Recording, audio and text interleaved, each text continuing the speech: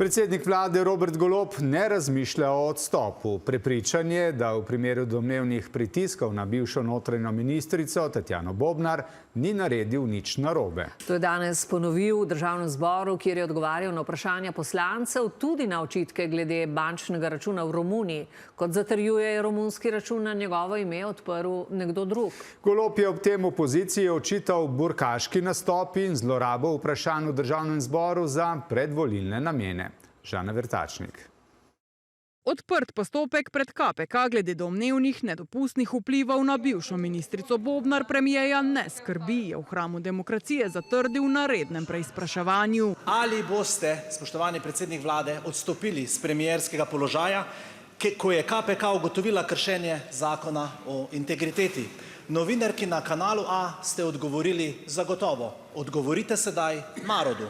Odstopu ne razmišljam zaradi tega, ker sem prepričan, da nisem naredil nič narobe in da tudi integritete nisem kršil s tem, ko sem komuniciral z ministrico za notranje zadeve. Opozicijo še vedno zanimajo podrobnosti glede bančnega računa, ki naj bi ga po premijejevih navedbah v Bukarešti na njegovo ime odprl nekdo drug. Kdaj boste javnosti povedali resnico in kdaj jo boste podkrepili z izpiski poslovanja na njem za obdobje, ko je bil aktiven od leta 2017 do leta 2022? Vaš izgovor je bil neverjeten. Za odprtje računa naj bi vam ukradli identiteto. Sliši se kot teorija zarote iz kakšnega filma o James Bondu.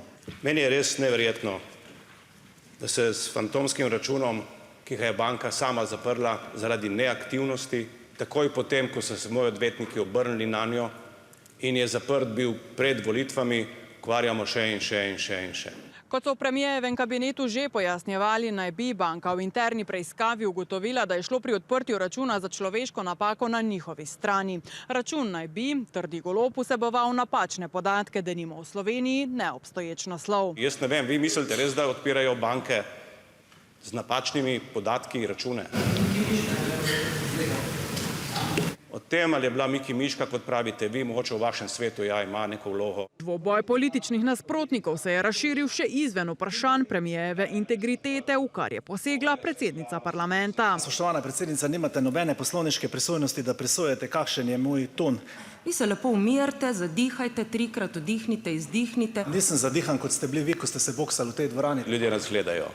In če vi mislite, da z vašim burkaškim nastopanjem pridobivate glasove, kogarkoli ne, dosegate pa to, da ljudje na volitve ne bojo več hodili. Premijer je danes pojasnjeval tudi delo njegovih varnostnikov, ki da ga 24 ur na dan varujejo po zakonu, ne po njegovi izbiri.